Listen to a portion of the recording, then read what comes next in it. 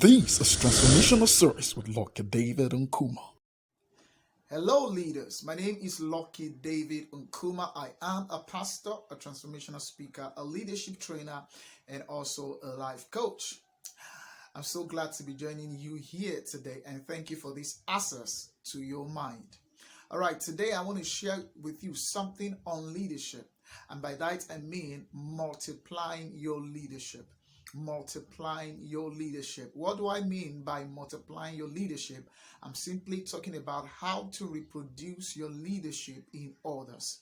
How to reproduce your leadership in others. And I'm going to show you 3 steps of how to reproduce your leadership in others. Number 1, you must discover your leadership potential. You cannot reproduce what you have not discovered. Okay, so before you can begin to reproduce your leadership in the lives of others, you must discover your leadership potential. One of the major challenge we have in Africa is that a lot of people still do not understand critically that leadership is not first about what you do, it's about who you are.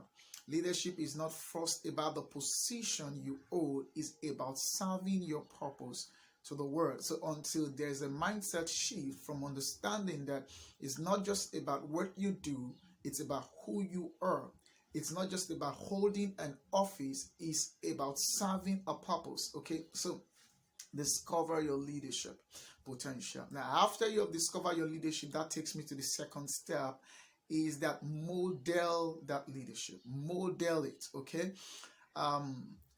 Leadership is said to be influence, the capacity to influence others. But how? Through inspiration. Okay, now it is when you model true leadership that people are inspired about leadership. That's the truth. Okay, so you have to be able to model it. One of the problems we have also in Africa, and even with the African leaders that has dominated our political and oftentimes our religious space, is that true leadership is not modeled by them.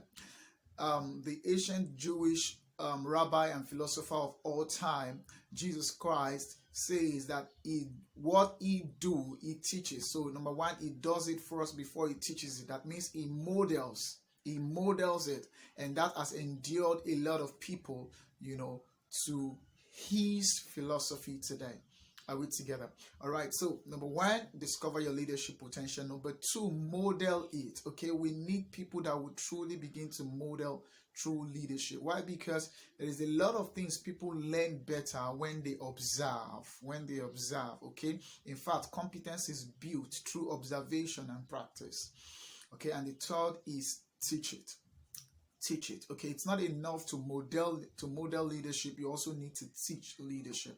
Now, because in teaching leadership, people also will begin to understand why you take this action, why this decision is important, what was the impact of that decision.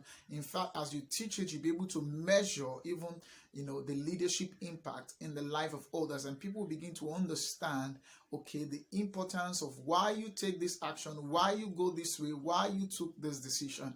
And before you know, we're going to begin to have a better world where people begin to engage, where people begin to be willing to serve their purpose to the world. And more important, you would have also reproduced yourself in the lives of others. And don't forget that every life that you touch becomes your legacy. Why? Because whatever success you achieve and it ends with you is just history.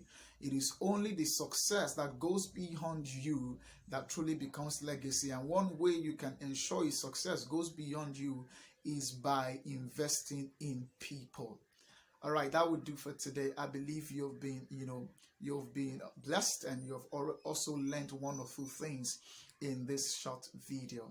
All right, don't forget to multiply your leadership, discover your leadership potential, model that leadership, and also teach that leadership. All right, until next time when I come your way, don't always forget, I love you and I celebrate you. God bless you.